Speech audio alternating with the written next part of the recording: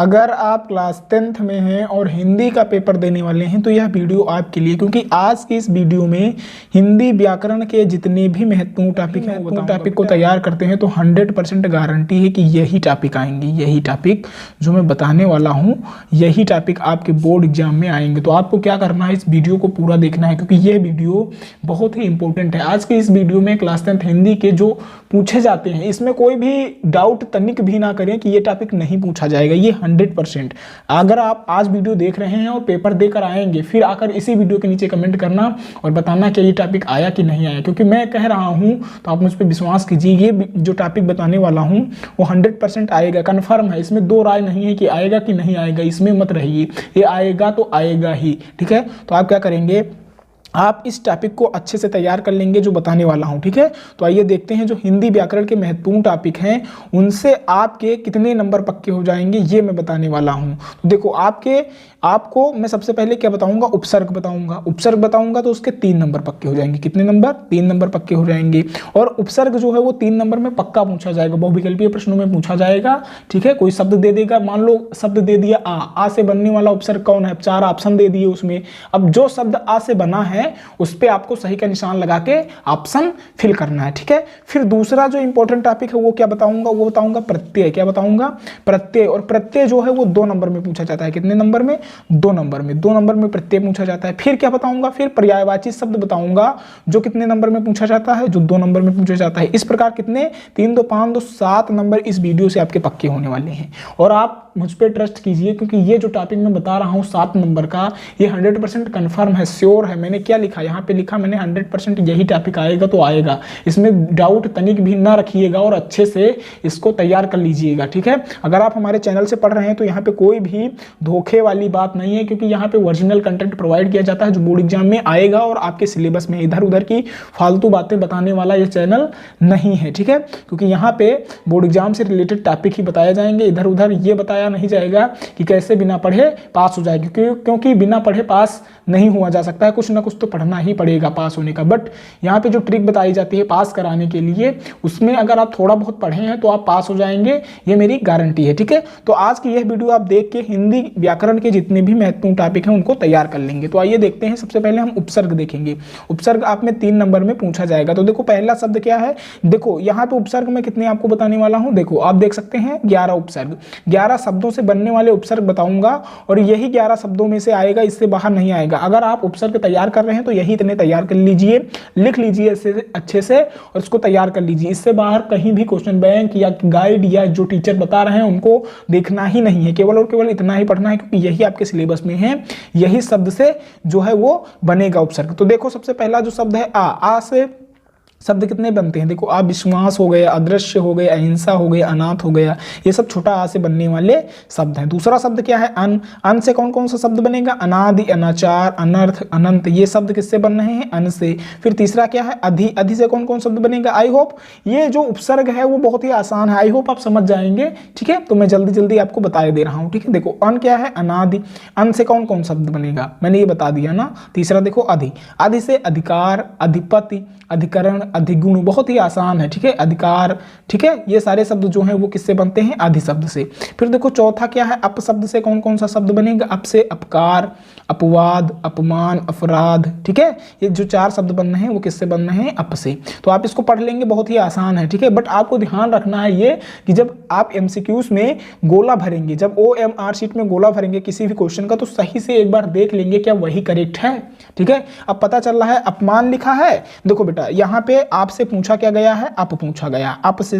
अब मान लो ऑप्शन दे दिया गया, अभी मान लो ये क्वेश्चन पूछा गया कि अप में जो अप उपसर्ग है उससे बनने वाले शब्द लिखे। अब इसमें देखो आपको दे दिया अपकार, अपकार दे दिया, उपमान दे दिया, क्या उपमान दे दिया, फिर देखो उपवन दे दिया और चौथा ऑप्शन दे दिया इनमें से कोई नहीं, इनमें से कोई नहीं।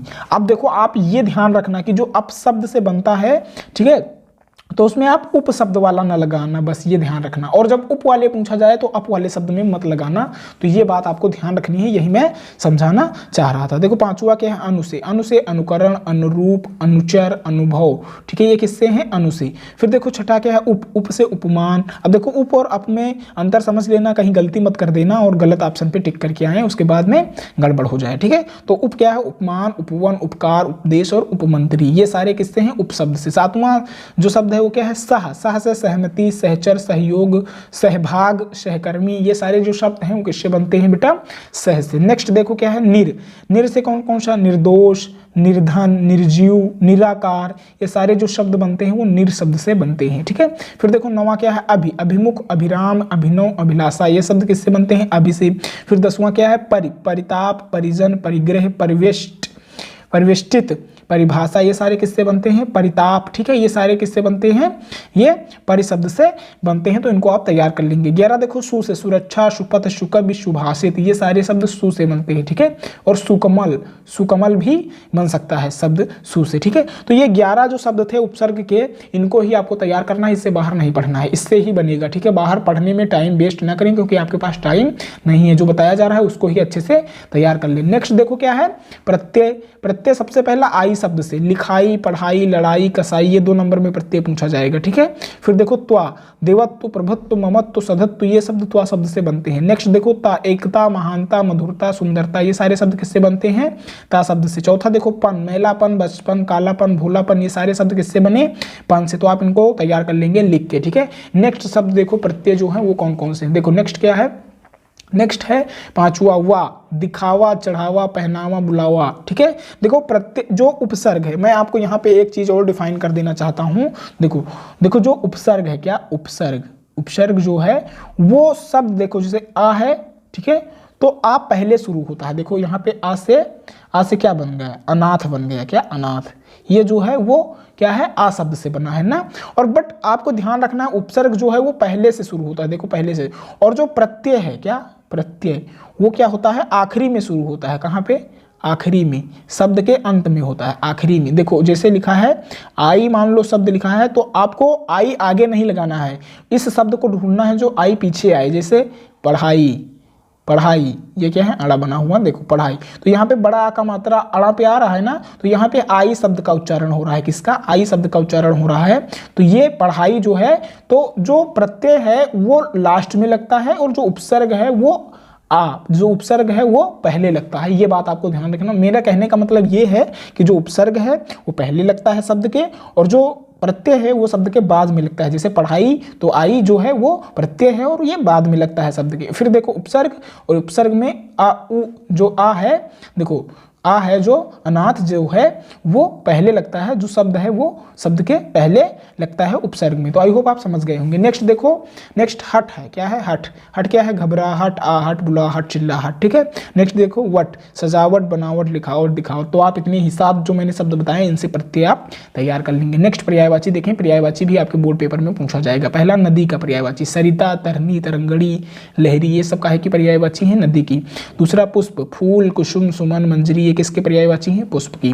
तीसरा देखो अग्नि, आग, अनल, पावक, ज्वाला आदि, ये किसकी पर्यायवाची है, अग्नि की।